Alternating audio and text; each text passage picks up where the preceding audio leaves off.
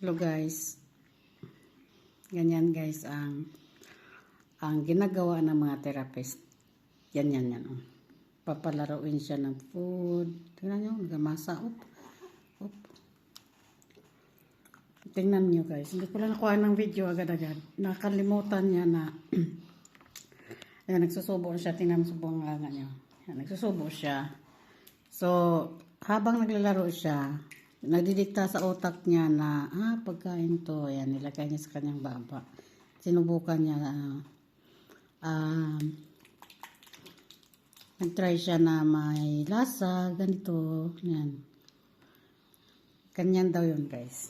Kaya, ayan, tuwing kain namin, ang mama is bahala na maghirap, maglinis ang mama araw-araw tuwing kain 3 times a day. Hindi lang 3 times a day guys kasi halos every 3 hours, 2 hours yung bigay ko sa kanya ng food. Yung ganito palaro hanggat yung may siya, may mood siya. Kasi hindi ko rin siya pwede pilitin guys, bawal magpilit dito.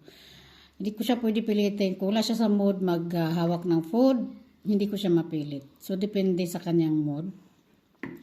So ganito ngayon gustong-gusto niya maglaro. Ayan, tingnan mo na niya sa niya. Nafi-feel niya. Pinifeel niya basta naglalaro siya, yun lang yun. Naglalaro siya, hinahayaan siya ng mga therapist maglaro ganun. Maglaro ng food. Kasi yun talaga ang problema guys, yung utak niya hindi makadikta sa pagkain. As in, hindi niya alam na makakain yan, ganun. Hindi pa magdikta yung utak niya sa pagkain guys. Hindi pa siya marunong mag-intindi na nagugutom siya, ganun. Hindi siya nakakaramdam pa ng gutom. Kumbaga, hindi pa nag-open appetite, hindi pa yung appetite niya. Hindi pa nag-work. Kasi siya very early born. So, lahat talaga ng gagawin ituturo sa kanya. Ayan. May mood siya ngayon sa paglalaro ng pagkain. May mood din siya guys na ayaw niya humawak ng pagkain.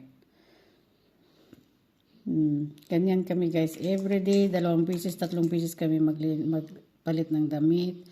Half bath, hindi ko naman sa pwede guys, araw-araw o oras-oras ng half bath kasi malamig ang klima dito. Mahirap sa kanya sipunin, ubo, sobrang hirap yun sa kanya. Ayan, hindi kasi sa marunong hindi pa yan makasalita na, masakit ang ulo, ganun. Sobrang hirap. May balangga? So, enough na? Enough na? Enough na, 30 minutes na siya dito guys. Enough na, wash your hands na. Mirel, wash your hands na. Come, wash your hands na. Oh, yan na, magpapahugas na siya. Pag binigay niya sa akin yung kamay niya, so papayag na siya. Kanina ko pa yan siya sinabihan mag-wash your hands, hindi talaga siya. Bugnutin.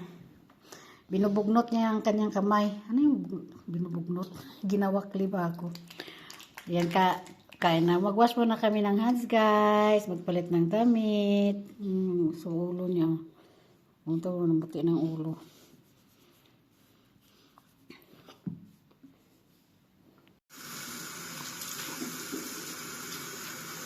Sige nga. No. Just only like this. Pag na mouth.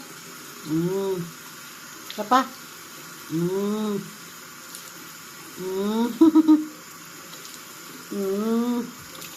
Ay, enough na. Enough na. Ayan.